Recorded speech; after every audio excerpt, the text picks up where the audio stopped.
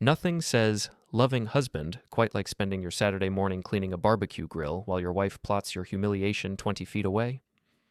I could hear Alyssa through the kitchen window, her voice carrying that particular tone she used when she thought she was being clever. Don't worry, he suspects nothing. You'll be here, I'll handle the rest. I paused, my hand gripping the wire brush a little tighter. The irony wasn't lost on me. Here I was, literally preparing the stage for my own public execution. But here's the thing about being married to someone for 8 years. You learn to read between the lines. And lately, those lines had been spelling out a story I didn't much like. My name's David Chen. Wait, scratch that. David Morrison. I'm 37, work in cybersecurity for a mid-sized firm downtown, and I've got what most people would call a comfortable life in our little suburban paradise. 2-story colonial, manicured lawn, the works. The American dream. Right down to the cheating wife and her entitled family. I kept scrubbing the grill grates, letting Alyssa think I was absorbed in my weekend chores. She'd moved deeper into the kitchen now, but I caught fragments. The barbecue tomorrow. And he'll never see it coming. Classic Alyssa. Always 3 steps ahead, or so she thought. The thing is, when you work in cybersecurity, you develop certain habits, like backing up important data, like monitoring network traffic, like noticing when someone's been accessing shared cloud storage at odd hours, downloading files they shouldn't need, and deleting browser histories with suspicious frequency. 3 weeks ago, I'd stumbled across something interesting in our shared Google Drive. Alyssa had been sloppy, left a folder labeled Work Stuff that contained decidedly non-work-related screenshots, text messages with someone named Gavin, hotel receipts from places I'd never been, location data that put her downtown on days she claimed to be at client meetings in the suburbs. But I'm getting ahead of myself. Let me paint you the full picture of this domestic paradise. Alyssa Morrison, née Patterson, is 32 years old and works as a product manager for a trendy startup called Innovate Tech. She's got that particular brand of suburban ambition, yoga classes, organic everything, and a social media presence that screams, I have my life together. She's beautiful, I'll give her that. Auburn hair, green eyes, and a smile that can light up a room or cut you down to size depending on her mood. Then there's her family. Jesus Christ, her family. Her father, Frank Patterson, is a retired judge who still acts like he's presiding over every conversation. The man has never met a sentence he couldn't turn into a lecture about responsibility and proper behavior. He's got silver hair, expensive suits, and the kind of presence that makes waiters nervous. Her mother, Linda, is a social butterfly who treats every gathering like a performance. She's the type who remembers everyone's business but somehow never quite gets the details right when she repeats them. And then there's Chloe Martinez. Not family, technically, but Alyssa's best friend since college and practically a sister. Chloe runs some kind of social media consulting business that seems to involve a lot of lunch meetings and very little actual work. She's got dark hair, designer clothes, and the kind of laugh that sounds like breaking glass. These people have been part of my life for 8 years. 8 years of family dinners where I'm the outsider. 8 years of being the guy who married up into their little social circle. 8 years of subtle digs about my job, my background, my inability to appreciate the finer things in life. But here's what they never understood about me. I'm patient and I'm thorough. And when someone underestimates me, I tend to remember it. My phone buzzed. Text from my brother Jake. Still coming to help set up tomorrow? I typed back. Absolutely. Wouldn't miss it for the world. Jake's 2 years younger than me, works construction, and has exactly 0 patience for suburban drama. He's been my reality check through this whole marriage, the guy who reminds me that not everyone lives in this bubble of fake politeness and hidden agendas. Alyssa came outside carrying 2 glasses of iced tea. She handed me one with that smile, the one that used to make my heart skip but now just made me wonder what she wanted. You're working so hard on that grill, she said, running her hand down my arm. The barbecue's going to be perfect tomorrow. I hope so, I said, taking a sip of tea. Should be memorable. She tilted her head, studying my face. For a second, I thought she might have caught something in my tone. But then she smiled again. Oh, I almost forgot. Gavin might stop by tomorrow. You know, from work. I mentioned our little neighborhood barbecue, and he seemed interested. I hope that's okay? There it was, the setup, delivered with perfect innocence. Gavin, I repeated, from work. He's really nice. I think you'd like him. He's got this great sense of humor. I bet he does. Probably finds it hilarious, screwing another man's wife while that man grills burgers for the neighborhood. Sure, I said. The more the merrier. She kissed my cheek and headed back inside. I watched her go. noting the little spring in her step. She thought she was so clever, orchestrating this whole thing, bringing her lover to our family barbecue, introducing him to everyone as just a friend from work. Probably figured it would be the perfect way to normalize his presence in our social circle. What she didn't know was that I'd been 3 steps ahead of her for weeks. I pulled out my phone and opened the app that connected to the security cameras I'd installed around the house last month. Alyssa thought they were for burglary protection. She had no idea they backed up to a cloud server she didn't know about, with audio recording capabilities she'd never bothered to ask about. Tomorrow's barbecue was going to be memorable, all right. Just not in the way she expected. Sunday morning arrived with the kind of perfect weather that makes suburban barbecues feel like a Norman Rockwell painting. 75 degrees, light breeze, not a cloud in the sky. The kind of day that makes you believe in the American dream, right up until that dream punches you in the face. I was up early, prepping the backyard. Jake arrived at 8 with a cooler full of beer and his usual blunt assessment of the situation. "So, today's the day you blow up your marriage?" he asked, cracking open a Budweiser despite the early hour. "Today's the day I save it from becoming a complete joke," I corrected, arranging chairs around our patio table. Jake's a good guy, but subtle isn't in his vocabulary. He's got our father's build, broad shoulders, thick hands, and a face that's seen its share of bar fights. Where I went to college and learned to navigate corporate politics, Jake learned his lessons in construction sites and dive bars. "You sure about all this spy stuff?" he asked. "I mean, maybe she's just..." "Jake?" I handed him my phone, opened to a folder labeled Evidence. "Take a look." He scrolled through the screenshots I'd compiled. Hotel receipts, text messages, location data. His expression darkened with each swipe. "Jesus, Dave, this is..." He looked up at me. "How long?" "Best I can tell, about 6 months, maybe longer." "And this Gavin guy's coming here today?" "Alyssa invited him. Says he's just a friend from work." Jake handed back the phone. "What do you need me to do?" "That's my brother. No lectures about working things out or going to counseling. Just, what do you need me to do?" "Be ready with the camera. When things go sideways, I want it documented." "You got it." By 10 o'clock, the backyard was transformed. String lights hung between the trees, tables covered with red checkered cloths, the grill fired up and ready. It looked like something out of a magazine spread about perfect suburban living. The guests started arriving around noon. Our neighbors, the Hendersons, showed up first with their twin boys and a potato salad that Linda Henderson swore was her grandmother's recipe. Then came the Johnsons from across the street, followed by a steady stream of familiar faces from our little cul-de-sac. Alyssa flitted between groups, playing the perfect hostess. She'd chosen her outfit carefully, a sundress that was casual enough for a backyard barbecue but flattering enough to make an impression. Her hair was styled in loose waves, and she'd done that thing with her makeup that made her eyes look bigger. She was performing, and she was good at it. Frank and Linda Patterson arrived at 12:30, bringing their usual combination of expensive wine and passive-aggressive commentary. "David, the yard looks wonderful," Linda said, air-kissing my cheek. "Though I do think you could use some more color, maybe some begonias along the fence line." "I'll keep that in mind," I said. Frank shook my hand with that grip he'd perfected over 40 years of intimidating lawyers and defendants. "Good turnout," he said, surveying the crowd like he was holding court. "We're expecting a few more," I said. "Alyssa invited some people from work." I caught the look that passed between Frank and Linda. They knew something. Maybe not everything, but something.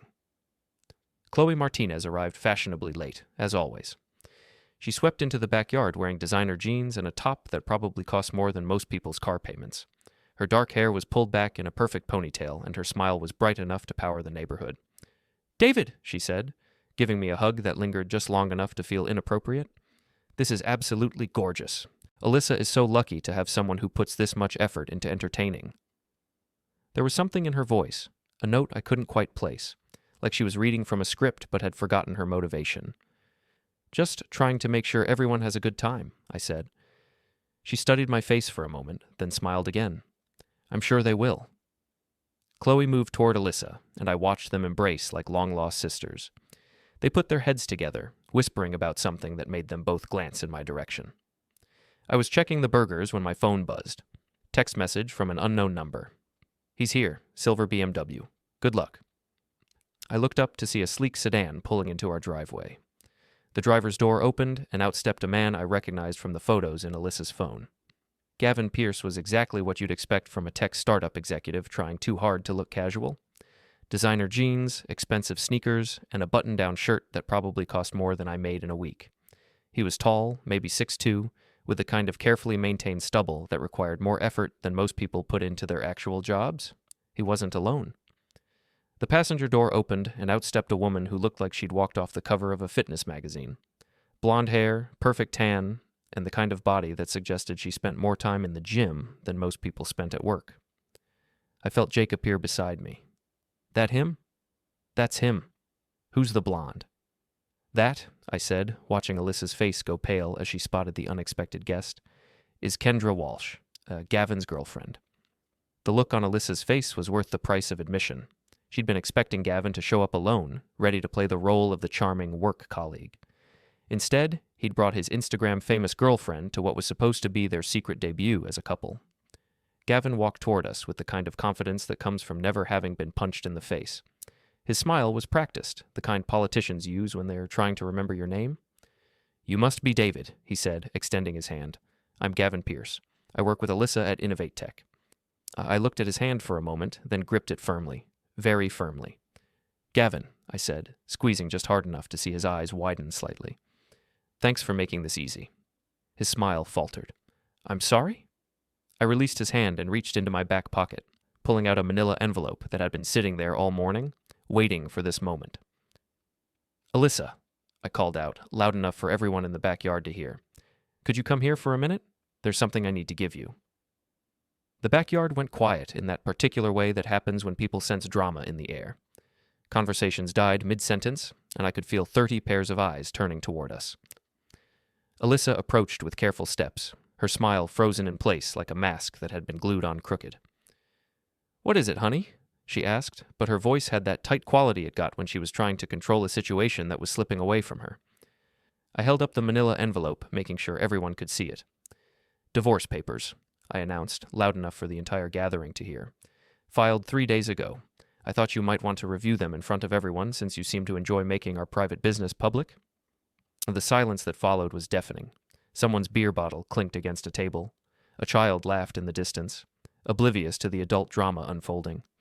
Alyssa's face cycled through several expressions, confusion, anger, panic, before settling on indignant shock. "David, what are you talking about? This is insane. You can't just... Actually, I can." I pulled out my phone and opened the audio app I'd prepared, especially when I have recordings like this one. Her voice filled the backyard, crystal clear through my phone's speaker. "Don't worry, he suspects nothing. You'll be here, I'll handle the rest." Then Gavin's voice. "Are you sure about this? Bringing me to your house seems risky." And Alyssa again. "It's perfect. Once everyone meets you as my work friend, we can start being seen together publicly. He'll never suspect we're sleeping together." I let the recording play for another 30 seconds, watching the color drain from Alyssa's face and Gavin take an unconscious step backward. When I finally stopped it, the silence was so complete I could hear the neighbor's dog barking 3 houses away. Frank Patterson stepped forward, his judicial instincts kicking in. "David, I think we should discuss this privately." "No," I said, cutting him off. "I'm done with private discussions. I'm done with being the clueless husband while your daughter makes a fool of me." I reached into the envelope and pulled out a thick stack of papers. "Hotel receipts," I announced, handing them to Frank. 43 different occasions over the past 6 months. The Marriott downtown, the Hilton by the airport, that boutique place on 5th Street that charges $400 a night. Frank's hands shook slightly as he looked through the papers. Linda moved to his side, her face going ashen as she read over his shoulder. "Text messages," I continued, pulling out another stack. "Screenshots from her phone, backed up to our shared cloud drive. Some of them are quite graphic. Would you like me to read a few highlights, or would you prefer to review them privately?" "David, stop," Alyssa said, her voice cracking. "This is a misunderstanding. Gavin and I work together. We travel for business." "Really?" I turned to Gavin, who looked like he was calculating the distance to his car. "Gavin, would you like to explain to everyone why you told my wife you loved her in a text message sent at 2 a.m. last Tuesday?" Gavin opened his mouth, but nothing came out.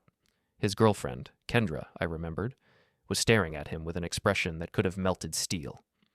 "Or maybe," I continued, "you'd like to explain why you sent her photos of the lingerie you wanted her to wear to your little rendezvous at the Marriott." "Okay, that's enough." Gavin finally found his voice. "I think Kendra and I should go." "No," I said, stepping between him and the exit gate. "Stay. Her family deserves to meet you properly. After all, you've been fucking their daughter for 6 months. The least you can do is introduce yourself. Frank Patterson had seen enough. David, I understand you're upset, but this isn't the way. Isn't the way to what? I spun toward him. Handle being betrayed by your daughter? Deal with being lied to and cheated on? Tell me, Your Honor, what's the proper protocol when you discover your wife has been planning to humiliate you at your own family barbecue? I pulled out my phone again. Because I've got more recordings, like this one from 3 days ago. Chloe's voice filled the air. Are you sure David doesn't suspect anything? Alyssa. He's clueless. He thinks I'm working late. He actually thanked me yesterday for being so dedicated to my career. Chloe laughing. God, men are stupid. So Gavin's really going to show up to the barbecue? Alyssa. It's perfect. Everyone will meet him as my work friend, and then when we start dating publicly after the divorce, it won't seem suspicious. I stopped the recording and looked directly at Chloe, who had gone completely white. Anything you'd like to add to this conversation, Chloe? Since you seem to have been such a supportive friend throughout this whole thing? Chloe took a step back, bumping into the Hendersons, who were staring at the unfolding drama like they were watching a particularly violent car accident. David, I think there's been a misunderstanding. The only misunderstanding, I said, was me thinking I was married to someone with basic human decency. Jake appeared at my side, his phone out and recording. Several of the neighbors had their phones out too. In the age of social media, nothing stays private for long. Kendra Walsh, who had been silent through this entire exchange, finally spoke up. Gavin, is this true? Gavin looked at her, then at the crowd of people staring at him, then at Alyssa, who was now crying. Kendra, I can explain? You bastard, she said, her voice carrying the kind of cold fury that comes from being publicly humiliated. You told me you were working late all those nights. You told me the business trips were mandatory. She turned to me. How long has this been going on? Based on the evidence? At least 6 months, possibly longer. Kendra nodded slowly, then walked over to Gavin's BMW and keyed a long, deep scratch down the entire driver's side. Hey! Gavin shouted, starting toward her. Jake stepped into his path. I wouldn't. The two men stared at each other for a moment. Jake had 6 inches and 50 pounds on Gavin, plus the kind of hands that came from 20 years of construction work. Gavin apparently decided his car wasn't worth a trip to the emergency room. Kendra finished her artistic expression and turned back to the crowd. For what it's worth, she said to me, I had no idea. If I'd known, I would have told you months ago. I believe you, I said. She looked at Gavin one more time, shook her head in disgust, and walked out of the backyard. A few minutes later, we heard an Uber pulling away from the curb. Alyssa was sobbing now, mascara running down her cheeks in black streams. David, please. We can work this out. We can go to counseling. I made a mistake, but our marriage ended 6 months ago, I said. You just forgot to tell me. I turned to address the crowd. I want to thank everyone for coming today. I know this wasn't exactly the entertainment you were expecting, but I thought it was important for our friends and family to understand why Alyssa and I will be getting divorced. Frank Patterson stepped forward again.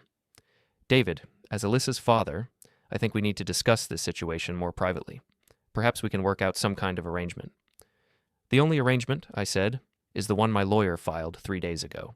Community property state, adultery documented with evidence, and a prenup that becomes null and void in cases of infidelity. The look on Frank's face told me he was just now realizing how thoroughly I'd prepared for this moment. The house is in my name only, I continued. The cars are leased through my company. The joint accounts have been frozen pending the divorce proceedings. Alyssa has 30 days to find new living arrangements. You can't just throw her out, Linda Patterson said, speaking for the first time since the revelations began. I'm not throwing her out, I said. I'm giving her 30 days to figure out where she wants to live. Might I suggest Gavin's place? Oh, wait. He's apparently got a girlfriend. Or had one anyway. Gavin finally found his voice again. Look, this has gotten way out of hand. Alyssa and I work together, and yes, we've grown close, but... Close. I pulled out another paper from my envelope. Is that what you call it when you text someone about wanting to taste every inch of their body? Because I've got that message right here, along with about 200 others that would make a porn star blush. Several of the neighbors were starting to drift toward the exit, clearly uncomfortable with the level of detail this conversation was reaching. But others seemed rooted in place, unable to look away from the spectacular destruction of what had appeared to be a perfect suburban marriage. I looked around at the faces staring back at me, shocked, embarrassed, fascinated. These were people I'd known for years. People who'd attended our wedding, celebrated our anniversaries, invited us to their own family gatherings. I know this is uncomfortable for everyone, I said, but I wanted you all to hear the truth from me, rather than whatever version of events you might hear later. My wife has been having an affair for months. She invited her lover to our family barbecue as part of some plan to normalize their relationship, and her best friend has been helping orchestrate the whole thing. I looked directly at Chloe. Isn't that right, Chloe? Chloe Martinez had built her entire social media brand around being the perfectly put-together woman who had advice for everyone else's problems. Right now, she looked like she was about to throw up. David, I think you're misinterpreting. Am I? I pulled out my phone again. Because I've got a recording from last week where you and Alyssa discussed the best way to hide assets before a divorce. Want me to play that one too? The silence that followed was answer enough. The exodus began slowly, then picked up speed like water flowing through a crack in a dam. The Hendersons gathered their potato salad and their twin boys, mumbling something about an early dinner. The Johnsons followed, avoiding eye contact as they hurried toward the gate. Within 10 minutes, our backyard barbecue had dwindled from 30 guests to a core group of family and the principals in this suburban drama. Frank and Linda Patterson stood near the patio table, whispering urgently to each other. Alyssa had collapsed into one of the lawn chairs, her perfect sundress wrinkled and her makeup ruined. Chloe hovered nearby, looking like she was trying to calculate whether she could sneak out unnoticed. Gavin had retreated to the far corner of the yard, apparently fascinated by our fence line. Jake stood near the grill, beer in hand, watching everything with the satisfaction of a man who'd just seen justice served. And me? I felt lighter than I had in months. David, Frank Patterson said, approaching with the careful steps of a man walking through a minefield. I think we need to have a conversation about how to handle this situation moving forward. What situation is that, Frank? I asked. The situation where your daughter destroyed our marriage? Or the situation where she got caught? His jaw tightened. The situation where you've humiliated my daughter in front of half the neighborhood? I didn't humiliate her, I said. She humiliated herself. I just provided the documentation. Linda Patterson had been silent through most of this, but now she stepped forward with tears in her eyes. David, I know you're hurt, but Alyssa is still our daughter. Surely there's some way to work this out without destroying her reputation. Her reputation? I stared at her in disbelief. Linda, your daughter has been fucking another man for 6 months while lying to my face every single day. What exactly do you think her reputation should be? There's no need for that language, Frank said sharply. Actually, there is, I replied, because apparently polite conversation hasn't been getting the point across. Your daughter is an adulteress. Her best friend is a co-conspirator. And you're both standing here trying to figure out how to spin this so she comes out looking like the victim. I pulled out another set of papers from my envelope. Bank statements, I announced, showing withdrawals from our joint savings account to pay for hotel rooms, dinners, and gifts for her lover, a total of $12,000 over 6 months. Frank's face went gray. 12,000. That's just what I could track through the bank records. God knows how much she spent on credit cards I don't know about. Alyssa finally looked up from her chair, mascara streaked down her face. David, please. I know I made mistakes, but we can fix this. We can go to counseling. We can... Fix what? I interrupted. The lying, the cheating, the fact that you invited your lover to our family barbecue as part of some elaborate plan to humiliate me? That's not what this was, she said, her voice barely above a whisper. Really? I pulled out my phone again. Because I have a recording from 4 days ago where you tell Chloe, and I quote, "It'll be hilarious watching David play host to Gavin, not knowing he's been screwing his wife." The words hung in the air like poison gas. Even Jake, who'd been enjoying the show, looked uncomfortable. Chloe finally spoke up. David, you're taking that out of context. What context makes that acceptable? I turned to face her. What context makes it okay to help my wife plan my public humiliation? She opened her mouth, then closed it again. For the first time in the 8 years I'd known her, Chloe Martinez was speechless. Gavin chose that moment to try to slink toward the gate. I think I should go, he said quietly. Actually, I said, I think you should stay for this next part. I pulled out my phone and opened my email app. Because about an hour ago, I sent a very interesting email to the HR department at Innovate Tech. It included documentation of the affair between 2 employees, along with evidence that expense reports were falsified to cover personal travel. Alyssa's head snapped up. You didn't. I did. I also sent copies to your CEO, your board of directors, and the client you claimed to be visiting during your romantic getaway to the Napa Valley last month. Gavin went white. You can't do that. That's defamation. It's only defamation if it's false, I said. Everything I sent was documented fact. Hotel receipts, credit card statements, GPS data from your company phones. All perfectly legal to obtain, since Alyssa gave me access to her accounts years ago. I turned back to Alyssa. By the way, you might want to check your work email. I believe you have a meeting with HR first thing Monday morning. She stared at me like I'd grown a second head. You're destroying my career. No, I said. You destroyed your career when you decided to fuck your boss and bill the company for your hotel rooms. Frank Patterson stepped between us. That's enough, David. I understand you're angry, but this has gone too far. Has it? I looked at him with interest. Because we haven't even gotten to the best part yet. I reached into my back pocket and pulled out a second envelope, this one thicker than the first. See, when I started investigating Alyssa's affair, I discovered some interesting things about her friend Chloe. Chloe went rigid. David, don't. Don't what? Don't mention your little tax evasion scheme. Don't talk about how you've been billing clients for services you never provided. Don't bring up the fact that you've been using Alyssa's corporate connections to run your own side business through Innovate Tech's vendor accounts. The color drained from Chloe's face. You don't know what you're talking about. Actually, I do. I opened the second envelope and pulled out a thick stack of papers. Bank records, email exchanges, falsified invoices. I've been very thorough. I looked around at the small group still remaining in my backyard. See, the thing about betrayal is that it's rarely an isolated incident. When someone is willing to lie about one thing, they're usually lying about several things. I turned to Frank Patterson. For instance, did you know that your daughter has been skimming money from her expense account for over a year? Or that she's been using company resources for personal projects? Frank's face was stone. Those are serious accusations. They're not accusations, I said. They're documented facts, which is why I also sent copies of everything to the IRS, the State Tax Board, and the Better Business Bureau. Chloe made a sound like a wounded animal. You bastard! You've ruined everything. I've revealed everything, I corrected. There's a difference.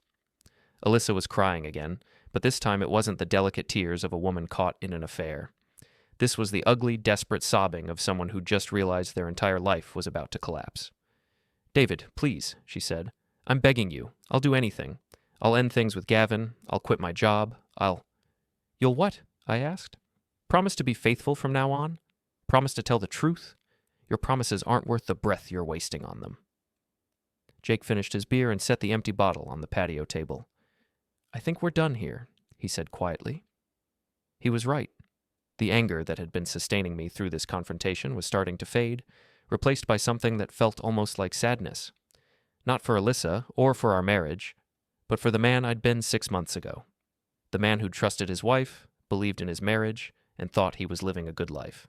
That man was gone now, and I wasn't sure what was taking his place. There's just one more thing, I said, pulling out my phone one final time. I opened the camera app and switched to video mode. I want everyone to understand something. This isn't about revenge. This isn't about punishment. This is about consequences. I panned the camera across the faces staring back at me. Alyssa, sobbing in her chair. Gavin, looking like he wanted to disappear. Chloe, radiating pure hatred. Frank and Linda Patterson, shocked into silence.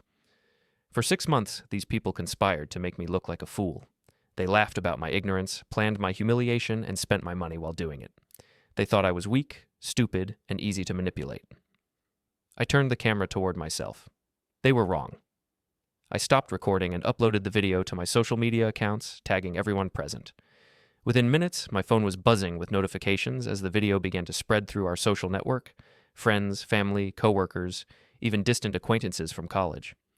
Comments poured in. Shock, support, outrage, questions. Some people I hadn't spoken to in years messaged me privately. Is this real? I'm so sorry. What can I do? What have you done? Alyssa whispered, mascara streaking down her cheeks. I've told the truth, I said. Something you might want to try sometime. Frank Patterson stepped forward one last time, face flushed with fury. David, I'm warning you. If you continue this campaign of harassment against my daughter, you'll what? I interrupted.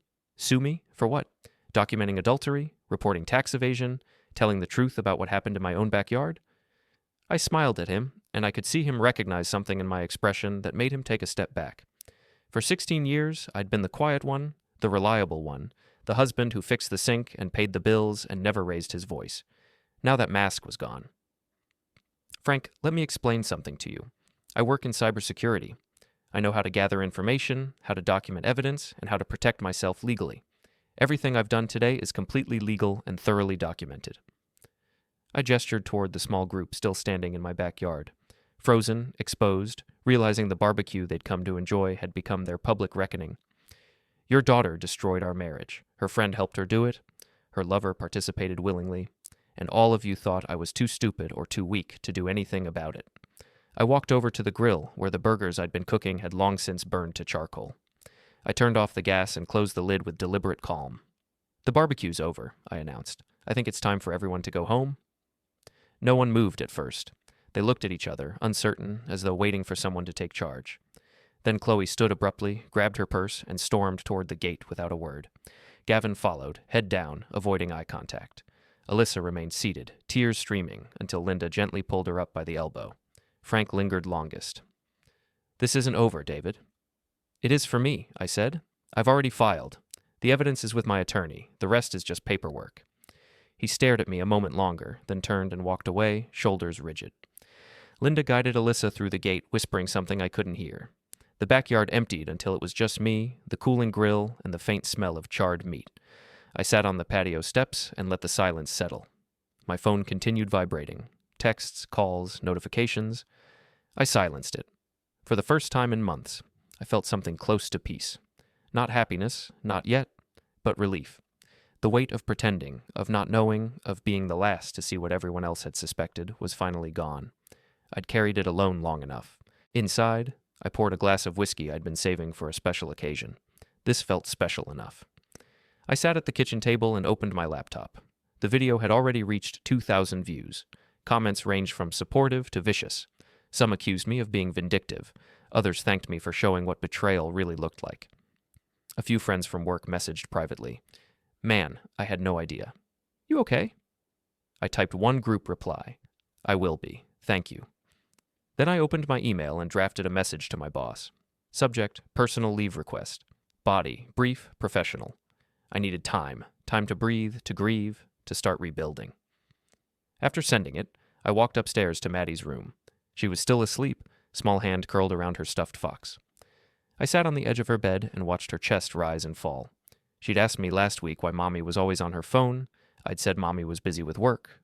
She'd accepted it, but her eyes had searched mine for more.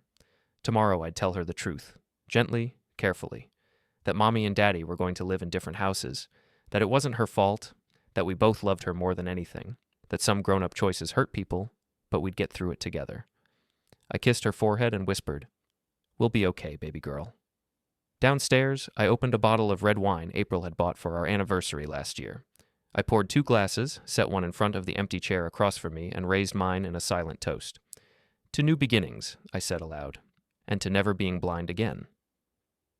The house felt different now, quieter but not empty.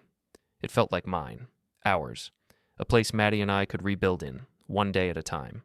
My phone lit up again, another notification. The video had hit 5,000 views. I didn't watch the comments roll in. Instead, I turned the phone face down and finished my wine. Tomorrow would bring lawyers, custody schedules, explanations to family and friends, tears from Maddie, anger from April's side. But tonight, for the first time in months, I slept without the knot in my chest. Because the truth was finally out. And once it's out, you can't unsay it. You can only decide what to build on the other side. The sun was setting by the time the last of them finally left. Gavin had slunk away first, muttering something about needing to check on his car. Chloe followed shortly after, shooting me a look that promised this wasn't over. Frank and Linda had taken Alyssa with them, the 3 of them forming a tight cluster of whispered conversations and tear-stained faces as they walked to their Mercedes. Jake and I stood in the empty backyard, surveying the wreckage of what had been, just a few hours earlier, a perfectly orchestrated suburban gathering. Paper plates and plastic cups littered the tables. The string lights still twinkled cheerfully overhead, oblivious to the domestic carnage that had unfolded beneath them. "Well," Jake said, cracking open another beer, "that was something." "That was necessary," I replied. My phone had been buzzing continuously for the past hour. Text messages, missed calls, social media notifications.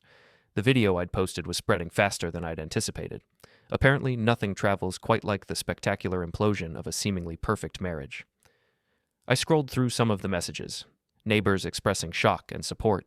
Co-workers who'd met Alyssa at company parties offering their condolences.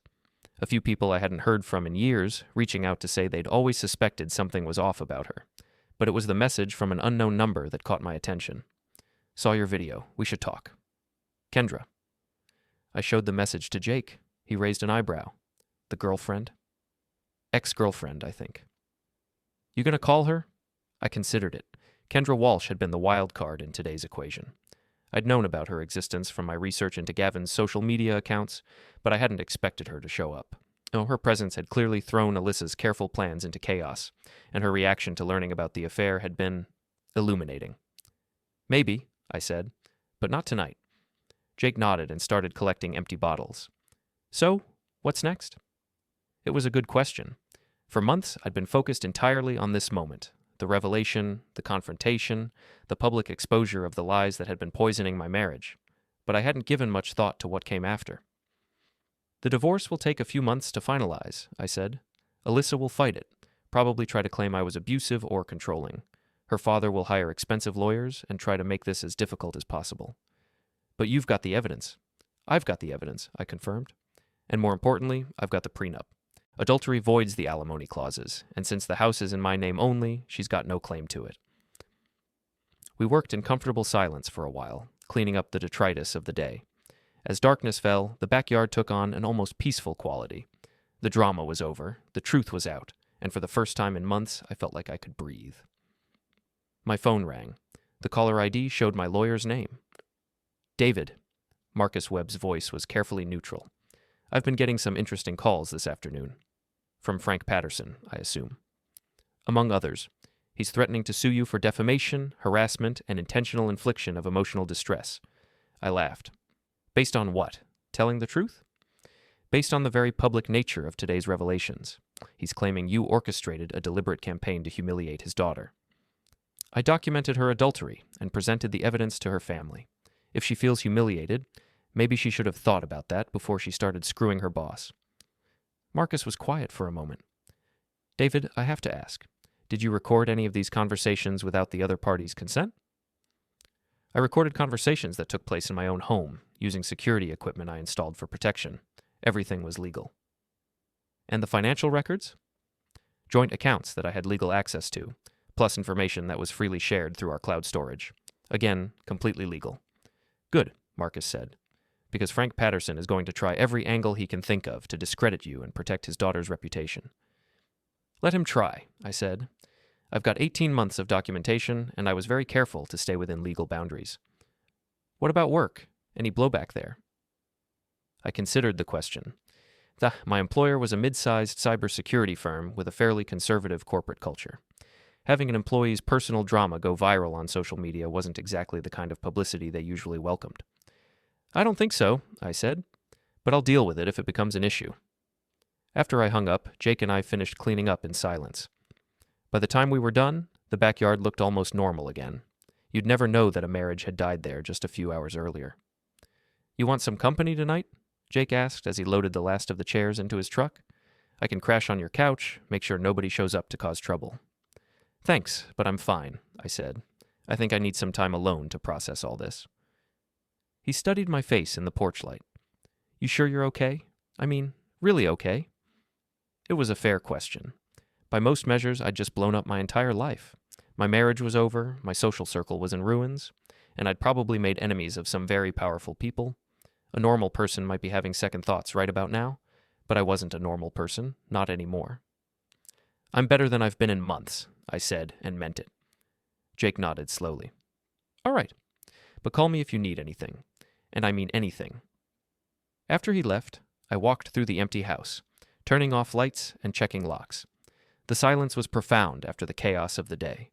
No Alyssa chattering on the phone, no sound of her heels clicking across the hardwood floors, no background noise from whatever reality show she was binge-watching. Just silence, and the satisfaction of a job well done. I poured myself 3 fingers of bourbon and sat down at my computer. The video I'd posted had been viewed over 10,000 times and shared across multiple platforms. The comments were a mix of support, shock, and the kind of voyeuristic fascination that drives people to slow down at car accidents.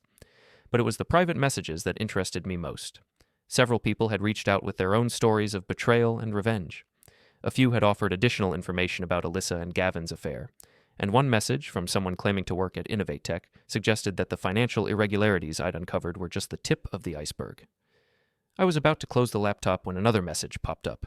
This one was from Kendra Walsh, and it contained a phone number and a simple request. Call me. There's more you need to know. I stared at the message for a long moment, then reached for my phone. She answered on the first ring. I was wondering if you'd call. You said there was more I needed to know. There is. Her voice was steady, but I could hear an undercurrent of anger that matched my own. But not over the phone. Can you meet me tomorrow? Where? There's a coffee shop downtown called The Grind. Do you know it? I did. It was one of those trendy places with exposed brick walls and baristas who took their craft very seriously. Not exactly my usual scene, but neutral territory. What time? 10 o'clock? And David?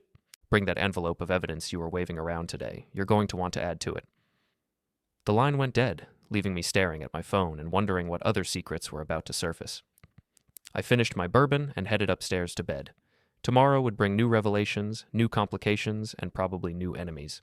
But tonight, for the first time in months, I was sleeping in my own house, in my own bed, with no lies between me and the truth. It felt like victory.